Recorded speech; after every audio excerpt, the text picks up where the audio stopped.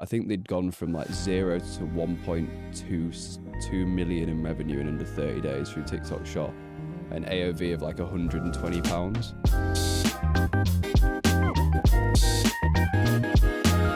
Back, another solo. Been a while. Yeah, so back. Has been a while. How long ago did we do a solo episode? Probably A long time, but I know it's a fan favourite, so we need to bring them back more consistently. We've just had obviously a lot of good guests lined up recently. But yeah, how are you feeling since Glastonbury? I'm back as well. Yeah. You back to yourself a few again? days recovery, but I'm back. How was it? Amazing, yeah. Such a crazy place. Just so big. Everyone says it's so big, and it's like nowhere else before you go, and then you go, and it's just like, yeah, it was just huge. Some great acts. Yeah, like really good. You can't really put into perspective just the scale of it. Like, have you seen that? I saw that thing on social about just the size of it versus cities in the UK. I think it's the same size as Central York, which it did feel like that when you're there. So many people. Yeah, that's when you like sardines, but that's really mental. Good. You got engaged. You popped the question. I did. Last on. Yes, I did. And shaky legs. You and this podcast were involved in that engagement, which is nice. Just live for the game, man, don't you? Yeah. So I was like a bit stuck about how to do it, and Olly and I, was it your birthday we were out for? Lucy's birthday. And we came up with this idea to bring the podcast into it because Liv, my now fiance, she really wouldn't have wanted like a public proposal, and to be honest, neither had I. And although you did want to do it in Regent's Park originally, which was a terrible idea. Find a bush in Regent's Park. It was like, on paper it was great because it was like I was just like imagining like an empty park, but in practice it just would not have been like that. Just would have ended up in like a bush in the corner or something.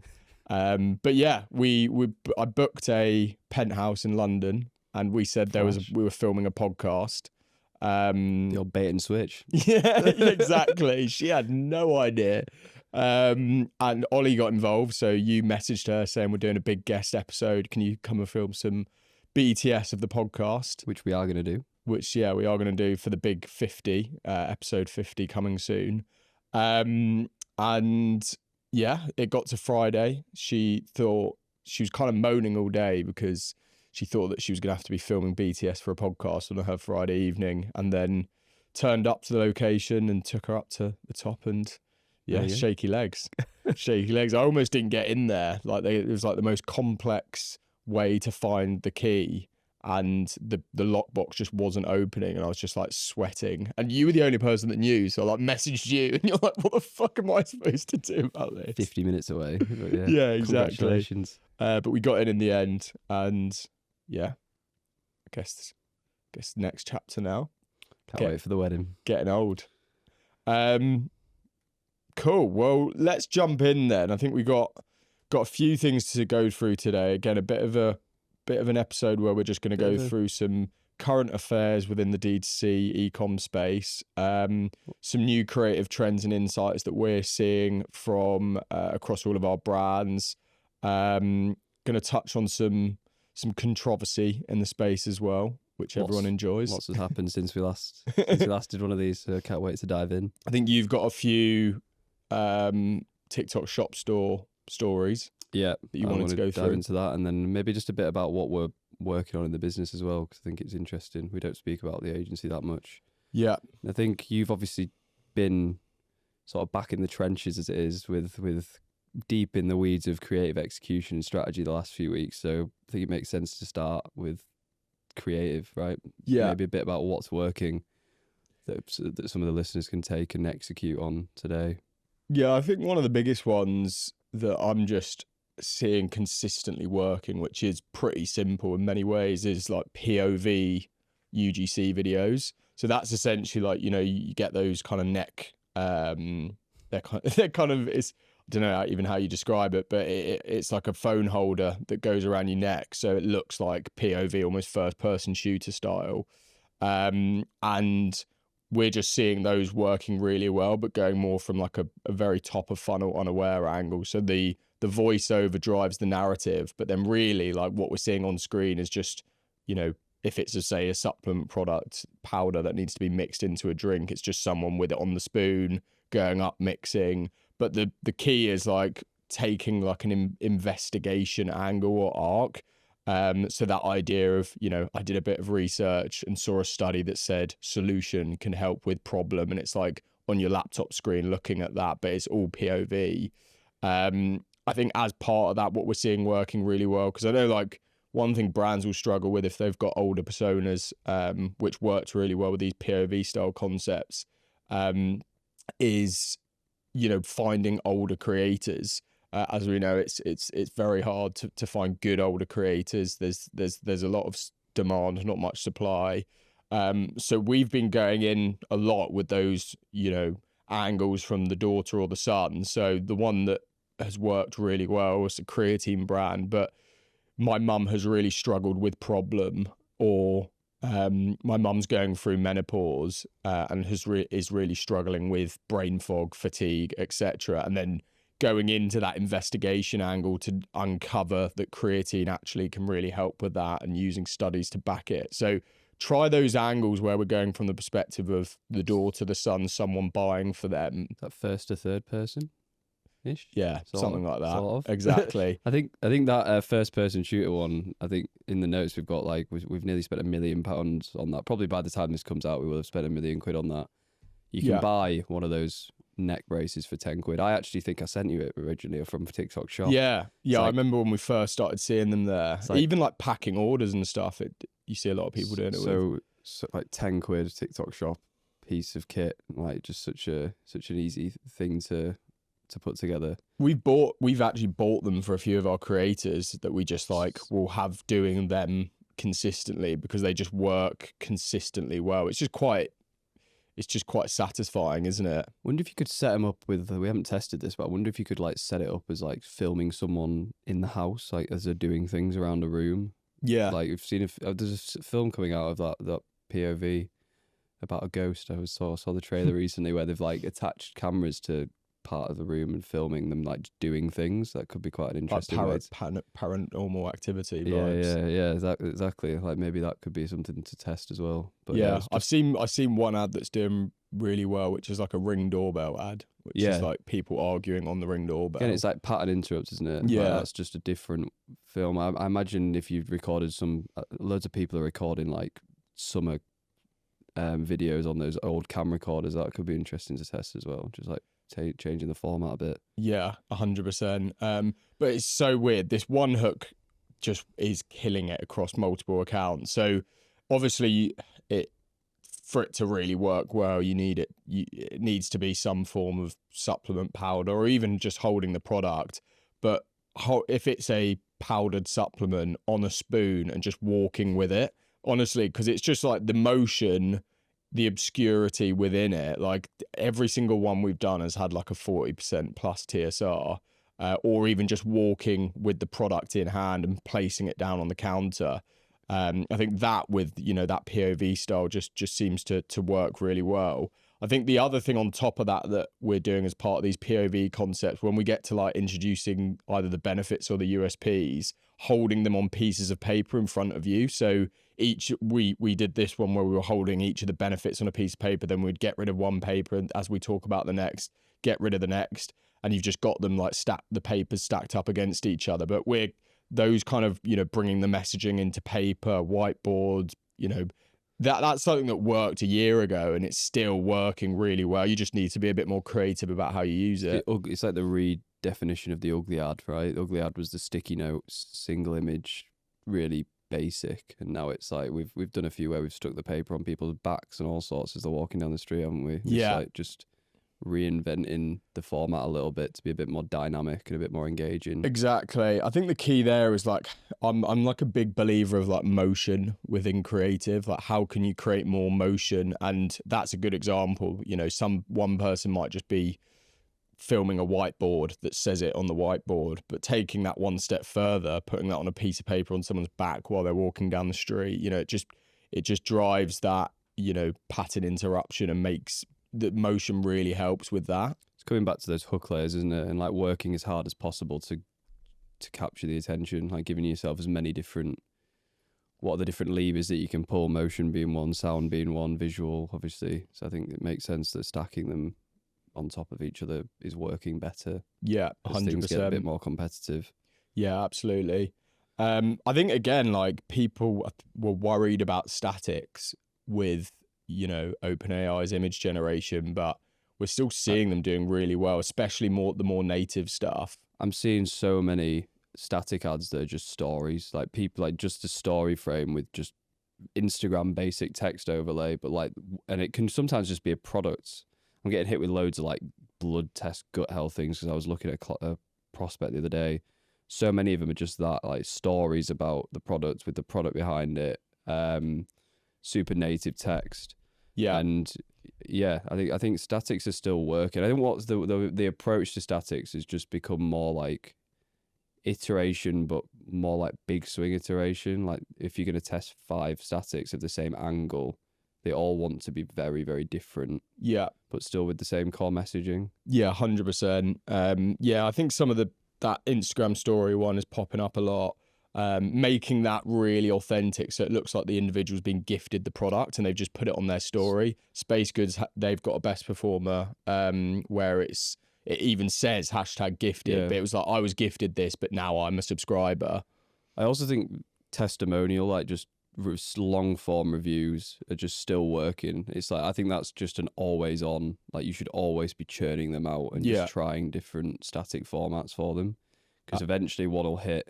It'll be the combination of the visual and the probably the written copy of the review that really makes it work. But I think people probably give up on that format a bit too soon a lot of the time. Yeah, we've been taking reviews that are working really well and then applying it to different formats. So we had for one of our brands, like a review ad, which was essentially just a box with their review and 5 stars, but then taking that and putting it in a Reddit thread. So someone's highlighting a problem that they have, or we take a headline from one of their other statics, which has a strong CTR, putting that in the headline of the Reddit thread, like, does anyone struggle with this problem? And then use the review as the response to that. So it's just like an example of how you can, like, very much almost take pieces of the puzzle and iterate from existing best performers and applying that to like a new vehicle.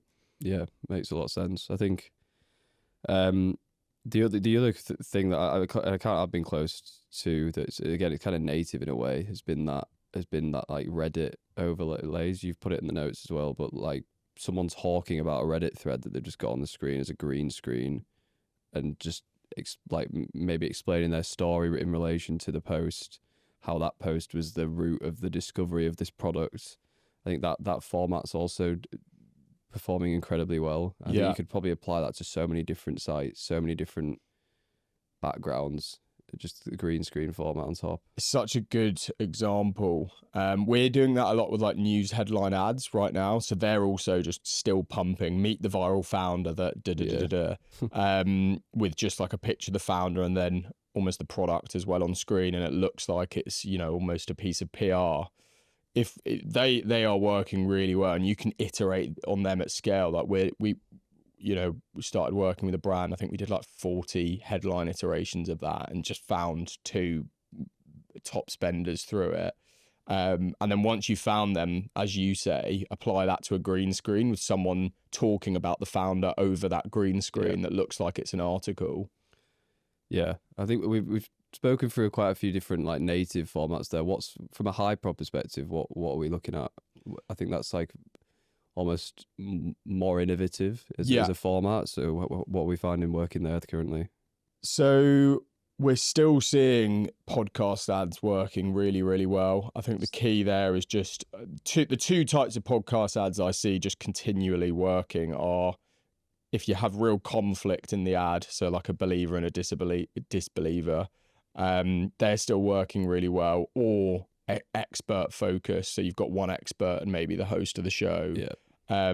I also think one thing I'm just seeing working so well right now is, like the Twitch streamer setup where they've got like the neon lights behind them, the mic in front of them, almost like a solo podcast setup. It looks, like a Twitch streamer.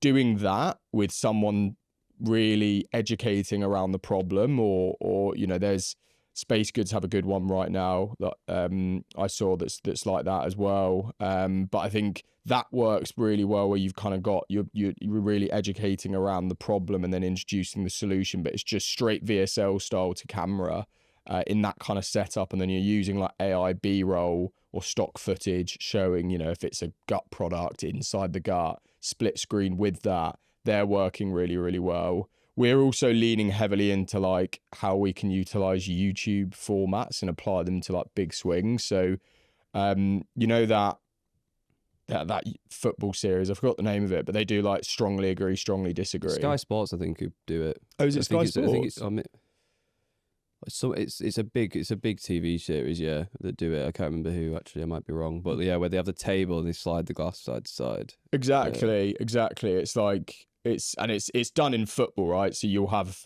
a Man United fan and a Liverpool fan opposite each other, and they'll, you know, be talking. This player is the best player of all time, best striker of all time, and then they'll essentially both disagree with each other and debate their points. I think using that format works really well, and we've like almost taken best performing podcast messaging and applied it to that format. So I definitely think like leaning into some of those YouTube formats would work really well. And I think if you want to even go bigger, look at people like Mr. Beast. I mean, I know you're not going to do anything on that scale, but even in its simplest form, you know, last to leave the circle, you know, you could probably do some interesting stuff there with like the reason they leave the circle is because of the product or whatever. So I think really think about how you can apply messaging that's working into some of these big swing formats to, you know, to continue to innovate on that. Because once you've got that messaging, it's just about diversifying the vehicle. Yeah, I think you could pull that across loads of different, just looking at longer form YouTube, Twitch, like you said, probably in mainstream TV, you'll be able to take some ideas from in terms of structure, yeah, and delivery, I guess, of the message, and pull it down into your like high prod shoots. Yeah, and I think that's just such a different. I think that's such like a differentiator, and it's still like what the format that I think if you're struggling to spend more and you're seeing like incremental reach fall, that I think, and you've not really cracked a high prod shoot, I think you just have to keep it trying to be innovative with that and applying the messages that have worked in UGC and other formats to that, and you will find something that works eventually. Yeah, for sure. Yeah. I think one thing, just jumping back to statics quickly, that I've seen work really well across a load of our accounts is actually just starting to use like onomatopoeia in the messaging. So like my knees used to go snap, crackle, pop. My brain went hum, blur, buzz like a dying neon sign. You know, it sounds ridiculous, but I almost think that association to the actual sound emphasizes the problem.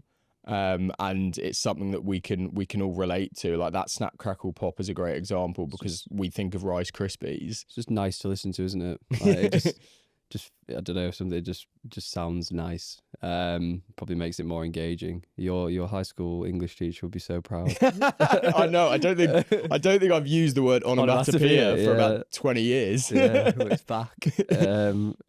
Yeah, I think it's interesting. Alliteration as well. I think anything like that just makes things a little bit more enjoyable to listen to from an audio perspective. Final thing I wanted to comment on is just whitelisting, which I think is like a multiplier effect on some of these, and I think we're already dipping our toe in it from our perspective, because it's hard when we're creating hundreds of assets for some brands, and then it's like, oh, we've got to think about doing it through more identities. I think we're early in that process, but I'm seeing some really like quick wins in whitelisting where like just like making a page that's like Loukas at Club Neuro and making some ads specifically for our identity. Obviously you can do experts if you're doing the expert VSL, just making a page and sort of and running those through a different identity. Same with more traditional whitelisting with influencers. I think that's a format and diversification tactic that's really working in accounts. And then I also think the opposite side to that is I'm seeing it work really well if you're struggling with incremental reach, working with like larger influencers, just almost like buy that off them, buy that audience reach off them. We've seen a couple of brands that we work with really unlock step changes in scale when they're already at quite high spend by just working with quite a large influencer, creating great content with them consistently, and then running that through their identity to their audience. So I think what Whitelisted is still working incredibly well. I think not that many brands are still doing it, especially from the founder angle, as you said. I think that is, people just think of, you know, people think of influencer or micro influencer when you think of whitelisting, but that's such a good point on the doing it from the perspective of the founder. Yeah, it's like the low hanging fruit. You can do it internally. Doesn't cost you any more money. It's just a bit of admin. I think we're still quite early in whitelisting from like when I'm looking across our context of I'd say our percentage of spend through whitelisting identities across all of our accounts, whether we're making the content or them, is still very low. Yeah. We've got a whitelisting guide, which we can put in the comments, put in the description as well. Comment whitelisting. Comment and we'll whitelisting. Send it to you, actually. Yeah. And we may even send... subscribe while you're at it. a board of our top ads from H1 as well. We can pull a foreplay together and send that across also. Yeah. We're running them right now we've started running paid recently for Club Lure, and the one by far the ads that are performing the best are the whitelisting ones of Olivia, who's the face of the brand. But it's almost like, you know, partnered post on Instagram where it says, so it will say like her account and Club Neuro. So it kind of ties them together, which is interesting. But they are by far outperforming everything else, those whitelisting founder story ads. It won't work for everyone. And we can maybe it'd be worth doing probably an episode deep diving into whitelisting tactics, because there's loads of different nuances. If you're going after women, if you're going after men, like different things work. But it's worth testing for sure. And they've just brought out the ability to adjust that, recently, adjust the identity, so you can select who you actually want to show it from, whether it wants to be a partnership, whether it wants to just be one or the other. Yeah. Great. Well, I think that was a lot of... That was some good stuff current there. Source. I want to get onto the controversy. We've got quite a bit of controversy to cover. I also just wanted to say, people might be shocked that we haven't discussed AI ads or VO3 or anything like that, but we're going to do an episode just on that, because we're still very much experimenting with that, and there's loads to share there, but I think it deserves its own episode. Yeah, I think once we get a bit further down the line in terms of like getting meaningful spend through them, I think is the key. We're a bit early in that process, although I have loved the gorilla videos on TikTok. Just wasted. Me and you that's all we send each other. Just wasted so much time watching those stupid gorillas. So funny. Yeah. So David Protein, I'll be interested to get your take on this. So Peter Rahal, who's was the co-founder of RX Bar, absolute ridiculous operator, really. Like co-launched that protein company in 2013. They sold it to Kellogg's in 2017 for 600 million. I think he made about 300 mil out of that. Launched David Protein, which I think most people will have heard of. If not, it's a protein bar with like perfect macros, basically, to summarize it, with quite like incredibly simple branding, like branding where if you didn't know it was a massive business, you probably wouldn't think it was just from face value, right? Yeah. It's so simple. But it's just so focused on like the nutritional content, which I guess is very in line with sort of market and general wellness trends right now. But yeah, they've blown up. They blew up last year. Yeah, I mean, you could do an episode on it in itself, but like their launch strategy was ridiculously good. I think they had over 100,000 on the wait list before it had even launched. Just gamified it all, didn't they, with incentives? Which is, exactly. Again, but yeah, I mean, in their first year, they're pacing for 140 mil in revenue and they're in over 3,000 stores already, which is just ridiculous. So bonkers in America. Retail in America is just so crazy. It's hard to comprehend. Just the economies of scale. It's a joke. But yeah, they've recently also closed a 75 mil Series A. I think in total they've had around 85 mil of investment. That now values the company at over 725 mil in less than 12 months. a fucking CPG brand. So crazy. And yeah, you put me onto this. The the strategic acquisition that they've done. So what was that? You love it. So, I love it. I think it's smart business, isn't it it? is. It's like, go on, you give the details first. Yeah, so David Protein recently acquired Epogee, I think is how you pronounce it. They are the sole producer of something called EPG, which is a low-calorie fat substitute, which essentially is able to reduce the calories within fat. It allows them to have the macro profile that they do, and it also allows a lot of other brands to have the macro profile that they do, so they can say 0% fat, it reduces the calories, etc. Brands like Own Your Hunger, Lighten Up Foods, Defiant Foods, all use them, as well as many others. They acquired this brand, and that EPG is patented. So it meant that as soon as they acquired the brand, as soon as they acquired Epogee, all of these brands were cut off, and they essentially couldn't use that anymore within their ingredients. So they've filed a lawsuit in New York federal court against David Protein. And they're all almost saying that there's like this idea of, they're monopolizing the industry to some degree. There's been a lot of back and forth online whether it's immoral. Some people agree with it, some people don't. And actually, initially I think it's gone to court, and they have the judge has denied a request for immediate restraining order, to force David Protein to resume supply of EPG. So what are your thoughts? I think I feel like it's just really good strategy, right? Like it's like everyone's playing, they're playing chess and everyone else is playing checkers, like kind of vibe. It's like, I think that whole that trend of like vertical integration of supply chain is like a big competitive advantage for any brand that does it. Like if we look at a lot of our best brands are the ones that have the greatest, or the brands that have the greatest results or fastest growth. A lot of the time they have greater control over the supply of their products, or the close to the point of origin, and they're able to drive better efficiencies or outcompete people on price, gross margin, be more reactive, etc. So I think it's very in line with that trend of what makes the best brands right now.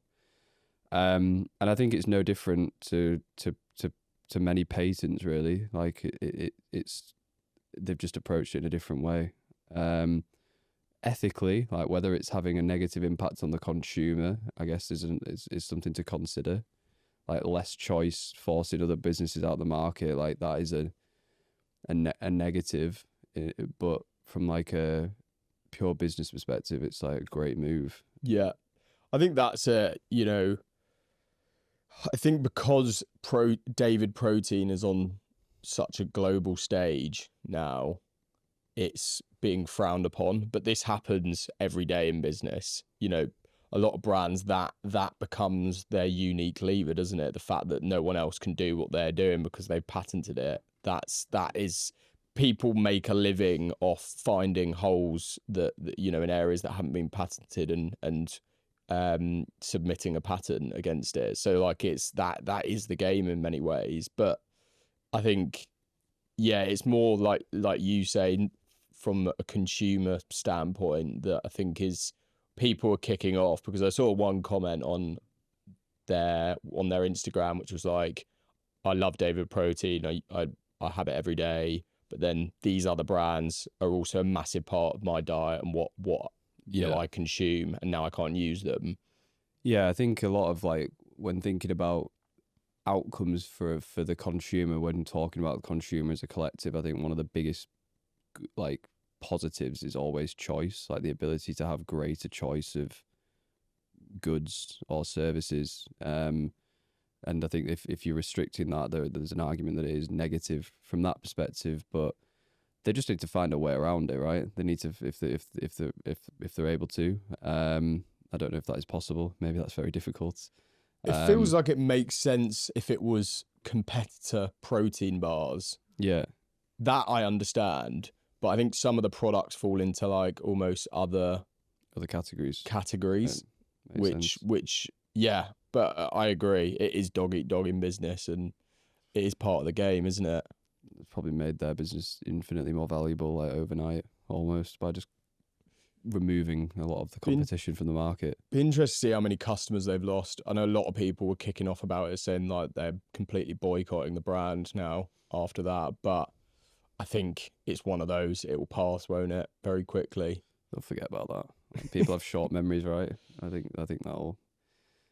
Yeah, I think the product's good enough, so I think they'll. Don't think it will have had a meaningful impact on their profit or revenue, but we'll see.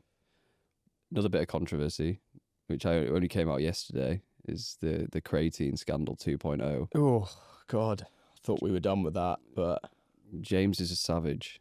He's such a savage. Do you want to give the context from the original context and then James Smith originally came out with a video going after one specific Creatine gummies company for the content of their products.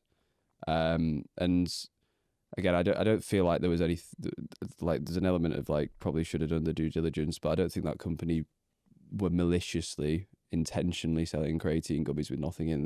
We've met the founder. He's a nice guy. Yeah, I think he means well, and I don't think it was intentional. No, and they've just relaunched actually with a product that looks much better, properly tested, and I hope the relaunch has gone really well. But just poor timing in terms of James coming out with this video where he's kind of just gone through the whole Creatine gummies category and tested almost like probably I think it was another 8 brands and for their Creatine content, and I think it was like 5 or 6 had like negligible traces of Creatine, and they were just basically selling sweets for $60, and there was like 2 Creatine gummy brands that were like close to being the correct measure. And I guess I think that's like poor in that like isolated example, but also just raises so many questions about like the whole like supplement industry, which is obviously booming right now. It's like, do you really know what you're consuming? Are these factories and manufacturers actually creating what they say they are? How much third-party testing, like regulated third-party testing, is being done? And yeah, just like where does that like rabbit hole end in terms of products just not being what they say on the tin? It's so true. It really makes you think. And I mean, some of the examples that he gave, there was that one Amazon product that it was doing. In the last 30 days, it had done 250k in revenue just through Amazon, and it was literally had no traces of creatine in it. That every single one that he pulled up on Amazon had nothing in it. It was like, over 100k of MRR a month, just selling nothing to people. Which again, I don't want to bash on Creatine brands. I don't think that's the point we're trying to make. I just think that's the first video that I've ever seen of anyone doing that level of depth of research. And I just wonder if that's something that will start to occur more. If that'll just be, it would be good if that was a normalized behavior for supplement brands to have to do testing, because a lot of there's a new longevity brand, new mushroom coffee brand popping up every single day, where probably a lot of it might be white label products, or if they've done like source from China, it's like how much like testing is going on in that process before you just take something to market and sell it to people to consume on a daily basis. Yeah, I think it's definitely this inflection point of creating more transparency around the industry, because it's going to have to be. I think what he's done there in terms of just putting creatine gummies on spotlight, that's just one element of it really. But I think what it's going to do is actually make, because that everyone would have seen that, I think it's going to make brands really think about, we do need to be really intentional about the ingredients and ensure that it is accurate. Yeah, I think that's the positive, that hopefully that's a trend that can hopefully be kicked off. Because like the whole health and wellness space on D2C, like in places you can just see it being like, imagine if you literally just took like 100 brands and did that. I'd be surprised if like more than 50% were perfectly accurate. I think you could, that rule is likely going to apply to a lot of different gummies. in other Yeah. supplements, because I think gummies is, you're trying to do a very difficult thing there, which is get the same same dosage through a small gummy, which is very difficult to do whilst making it taste nice and make it taste like an actual sweet. And it's trying to make them homogenous, like every single one in a pack be the same, which I imagine is a challenge as well. Not that I know much about manufacturing gummies. But I just wanted to comment, it just made me think about the health and wellness policy change on Facebook recently, which has been rolling out fairly aggressively. I can only assume off like backlash that Facebook have received from companies like Hims and people and big brands like that in America selling against like medical claims that would require like a prescription or a doctor, etc. Like online pharmacies basically, which I think in the US is a bit of the Wild West but that rollout across I just think has been really difficult and poor from Meta. It's had a massive impact on brands. Well, what it is basically you can have, if you're operating in prescribed in categories that are labeled like prescription medicines, or like you have a portal that you have to log into that customers have to log into to interact with your business. You can get your events limited, so basically you could get no conversion data back for purchase events through the conversion API. Or the pixel. It would just be completely removed. So you just couldn't optimize for purchase basically overnight. But they've rolled it out just like on so aggressively across so many supplement brands that just do not fall into that category, and you just can't get it rolled back. And the impact on some results, or you can get it rolled back, sorry, but it just takes ages, and there's no like transparency around why you've been flagged, how to remove it. So Ash was talking about it with me on the pod we did. Their ad account was taken down multiple times for suggesting they'd done things they hadn't done, and then it was a mistake, and it a week later the ad account came back. But like that's damaging, isn't it? Hugely damaging. It's that lack of transparency that I just think they could do better. Like, why is it being flagged? And then just a better process, because I've come across like a couple. I spoke to a brand in America that were selling like female, it's like vaginal products, but it was like nowhere near prescription medical, but they'd just been completely blanket flagged, and it had a massive like transformational impact on performance in like a week.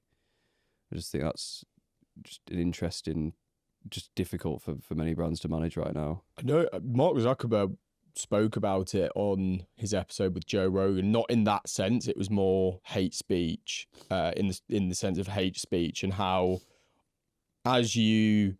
the more AI you use to identify these flags and take accounts down, you're going to hit, you're going to get more of them, more false flags, I assume. more false flags, but also you're going to get more of the actual legitimate flags.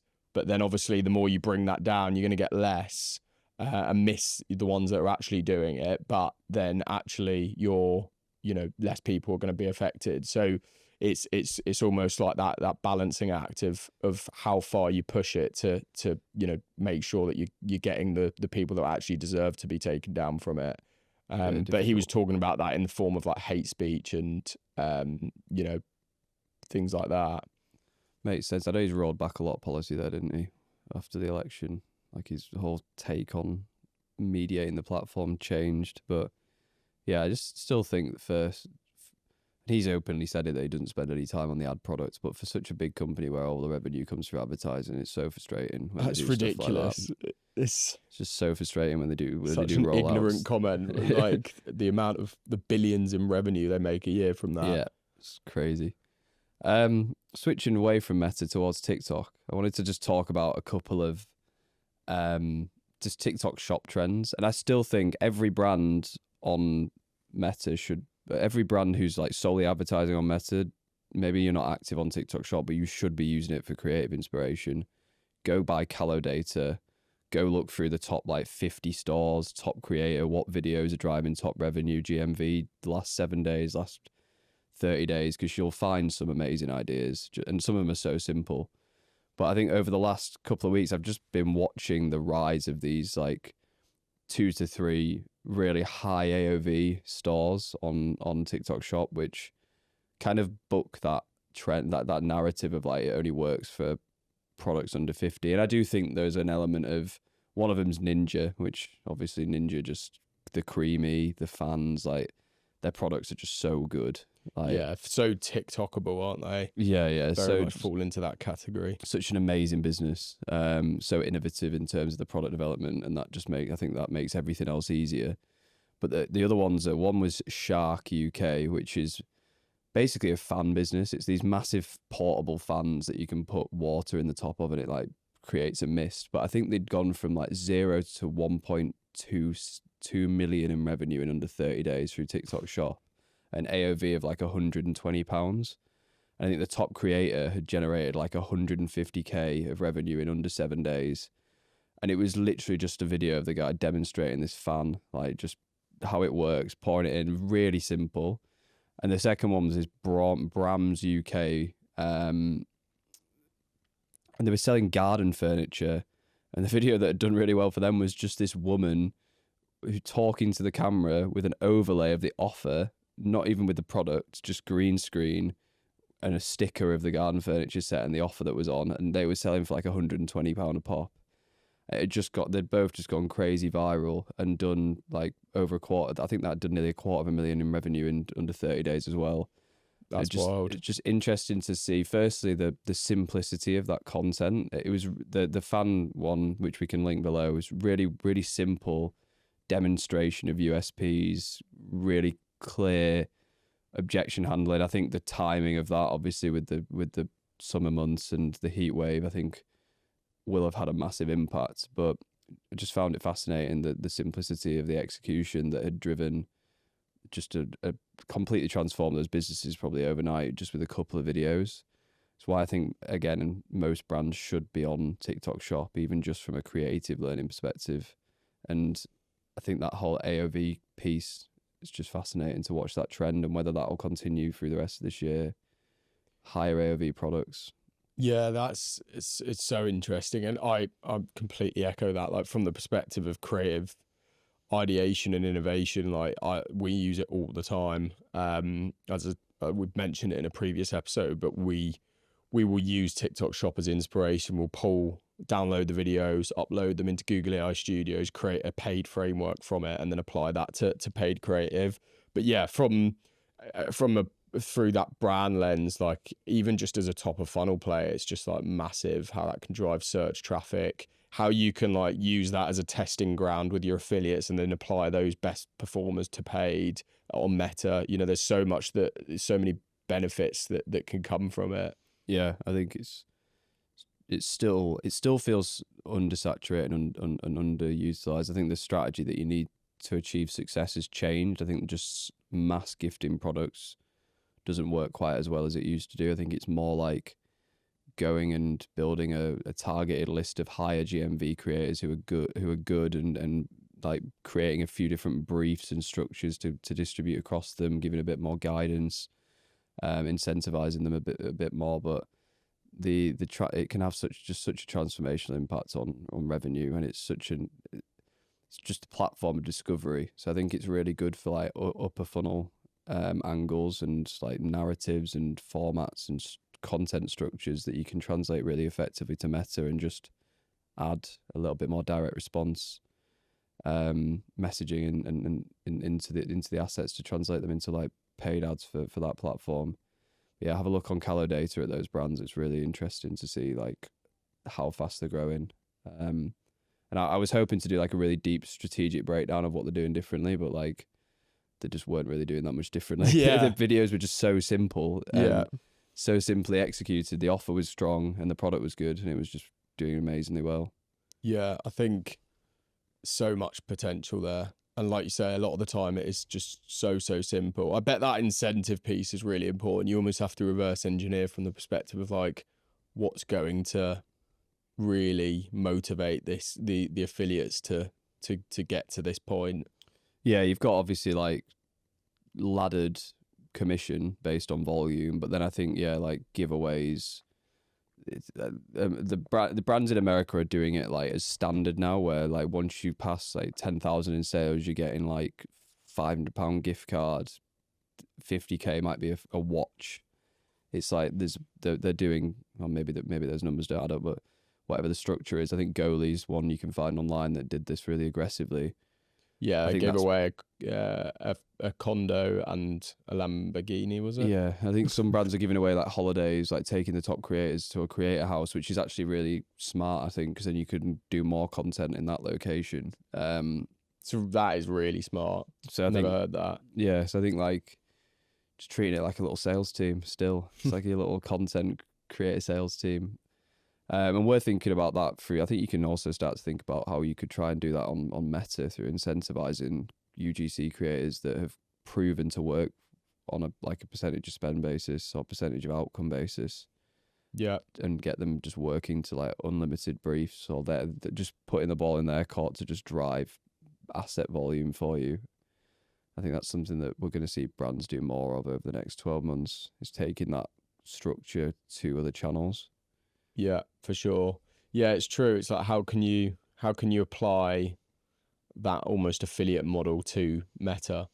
Just incentive alignment, right? Yeah. It's like the perfect alignment of incentives, and if you can get it right, it's just harder to track is the only thing, but that's something you can work around. Yeah. Cool. Should we get into a bit of an update on business, where we're at now? What's happening? Cool, yeah. I think we don't do this enough. I don't think. No, we don't. What we're working on in the agency group right now. So I thought it'd be interesting just to pull a few of those pieces out. So yeah, I wanted to start with like data. I think like we obsess about data on a client level, and I think we've reached the point in our business where we realized that we were making decisions too much on like anecdotal information rather than like hard facts, whether that was like turnaround times on assets, capacity in places, cost to create assets. So I think we're doing a huge piece on like our own data layer and like really getting like end-to-end data infrastructure set up on our processes, our delivery process, our production process, our editing process, which I think will massively help us then optimize and produce better outcomes moving forward. Yeah. I think it's just context, isn't it? Like really building that context window, so you know there's no guessing. I think to get past that like 10 mil ARR point, it becomes way more strategic. And I think one thing maybe we've just done too much over the last 12 months is grow outwards rather than upwards, and maybe overstaffed at times. Whereas you can make more calculated decisions if you've got more data to back that. Yeah, it's always like if you ask someone if they're over capacity, they're always incentivized to say they're over capacity, right? So it's like just trying to get that factual data on some of those pieces, which I know is a journey that many service businesses go on at a similar stage to we are right now. I would definitely recommend Timely to those that time track in their teams, because we've just moved from Harvest, which is all manual time tracking, and it's just, we've been doing it for like 2 years now, and depending on the person, you get some that do it really accurately, some that don't. It's really hard to monitor that at scale, when you're looking at 50, 60 plus employees, and all it takes is a few people to completely skew that data and it not be accurate anymore. So something like Timely, which is all done through AI, it tracks time accordingly, knows exactly what you're doing when you're doing it, in terms of, if you're on Notion on this brand or on creative strategy, it will know exactly what to log it as. So not only builds efficiency for the individual, but also gives you more accurate data. Yeah, and I think that like allows you to also be really granular, because I think if you're time tracking with a manual tool and you're like, you're requiring someone to switch what they're doing, then asking them to switch every time they change brand, every time they change asset, like the end got a game for us, I think. And I I think the end game for brands should also be this, is like trying to get down to like a unitary cost per asset by format, by brand, and then that gives you predictable, and then also by winner, like cost per winner, hit rate. And that gives you just so much predictability on like how much it's going to cost you to reach the next X goal in new customer revenue, because you compare the cost with the hit rate with the spend goal. We're not there yet, but that's where we're trying to get to over time, because it'll give us predictability on like how we can forecast out our own resource to impact our clients' results. Yeah. Just want to shout out Lens on that, actually, because we've just moved to Lens from Motion. And one thing that I love about Lens, one of its features is around creative velocity and hit rate. So like you can go into every single day and it will show, or week, you can set the parameters for like what deems a creative that failed is scaling and is a winner based on target ROAS, spend thresholds.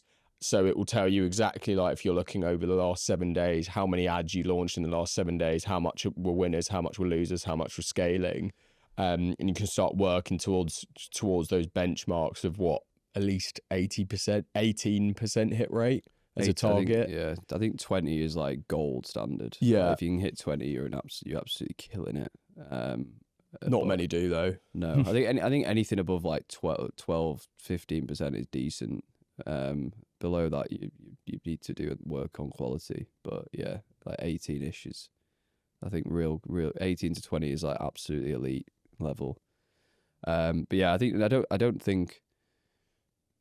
it's surprising how many brands don't have a measure or a KPI, or they just track those numbers at a top level across the creative process. I'd encourage everybody to get it in place and use Lens to do that. Yeah.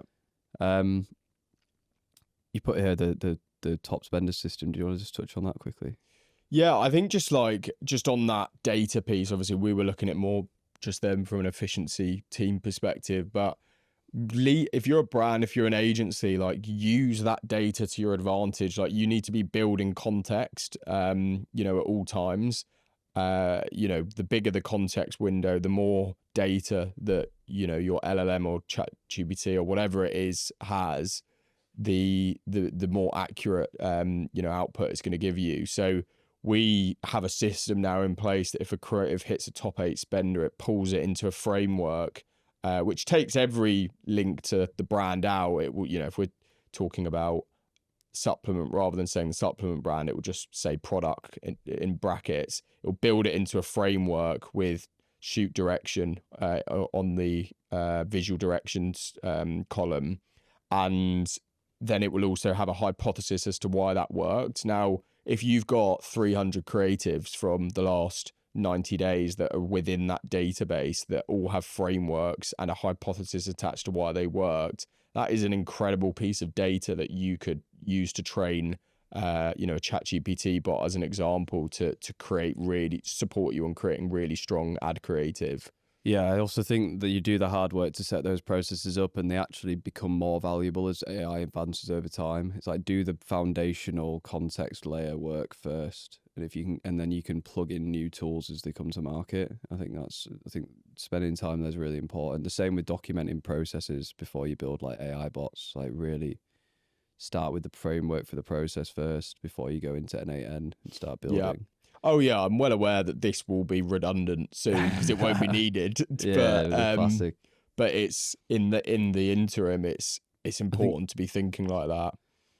Yeah, I do think it will be needed. I think there'll be a world where you could probably take one of those frameworks and whip it into VO3 and it just produces an ad. Like within 100%. Probably the next 2 years, that's probably going to be realistic, right? Yeah. And you just ask it to change, put this product in, this actor, like 100%. Well, Gemini and Google AI Studios does video to text, so they'll be able to reverse it soon, text to video.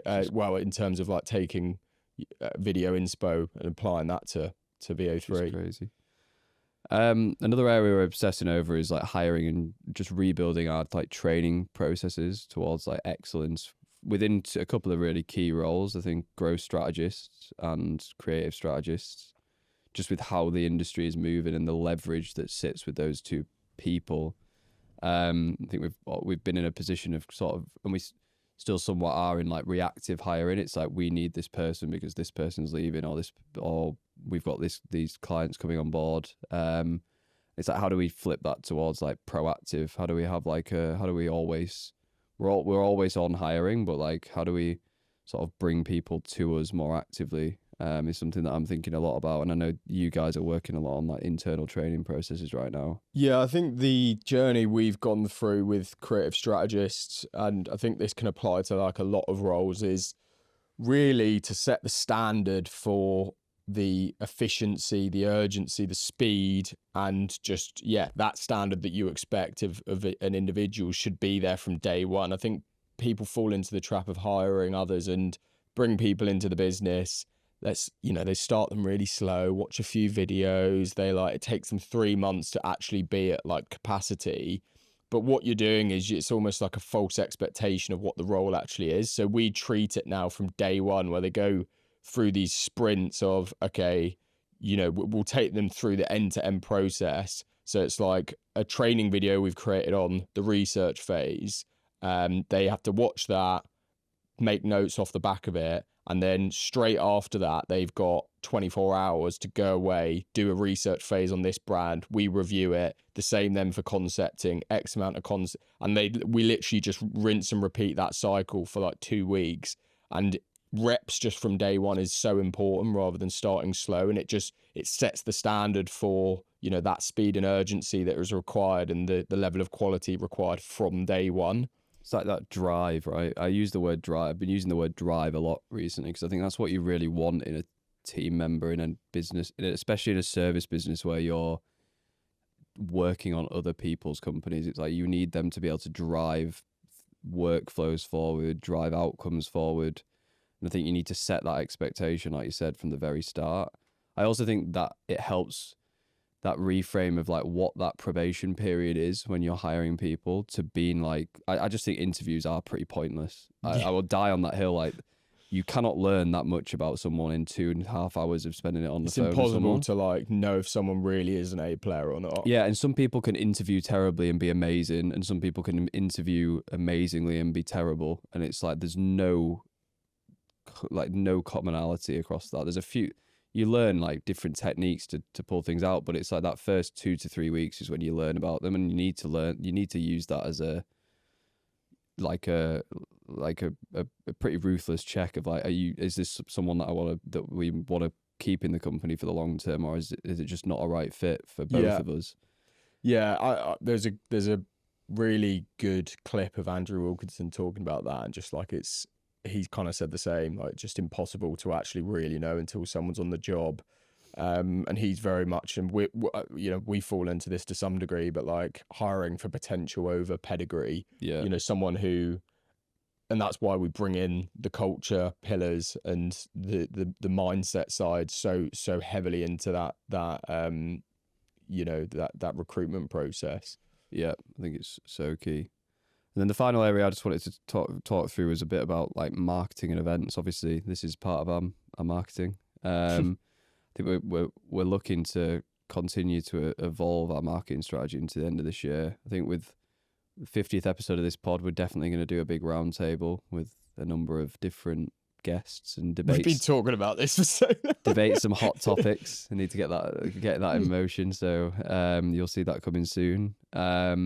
We've got an event tomorrow with Conversion Wise with 60 founders, and then we're looking to run another 3 to 4 events before the end of the year. I think that's just going to be super valuable to just get a lot of founders in the room. But I think the area that I'm sort of thinking about is that like internal marketing to our own team, and that I think we've overlooked that previously, where like we do a lot outwardly to people who watch this or consume our content on other platforms, but it's easy to think that all of your team sort of consume that, but you really do need a process and plan for sort of internal marketing, like repetitive message around strategy, objective, mission, vision, but also like celebrating wins, case studies of amazing work, even just going through some of the things that we put out to the broader viewer or consumer, but we don't maybe spend enough time just going through with our team. It's such a simple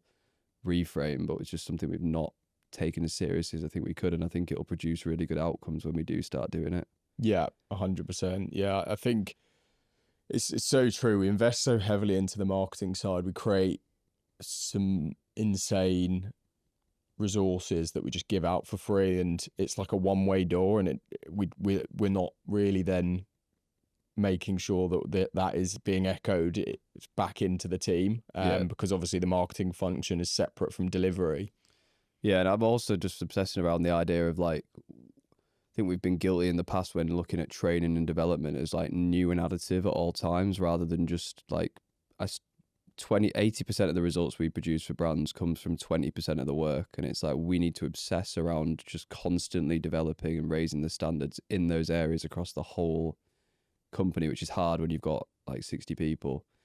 But that's that reframing of thinking about that a bit more through the lens of a process and a bit more repetitive, like, and closed loop, like we were discussing yesterday. Like when we're doing a training and development piece, closing the loop and getting people to demonstrate the execution off the back of it, I think is something we can be better at, and excited to put that into practice the next couple of months. Yeah, completely agree. I think it's a lot of the time it is just the brilliant basics, isn't it? Yeah. You know, and it's just developing that 1% at a time. And it's the same with like marketing. Really, you're just a lot of the time pounding the same message time and time again, and it's the same internally about getting those areas spot on. So yeah, completely agree. Well, yeah, hope everyone enjoyed that insight into what we're working on. Yeah, I think we can like keep that updated as we go through the year. Loads of exciting stuff we're working on. Want to get Sam on, who's our COO. He's just he's moved to the dark side, down to the smoggy London, with us. So we'll get him on for an episode. He's doing a lot of stuff around agent builds, isn't he, at the moment? Yeah, definitely. I mentioned that to him. He's come from the village to the big city, so we'll get him in.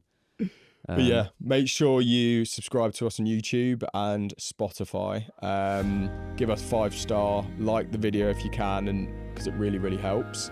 But yeah, we'll see you on the next episode.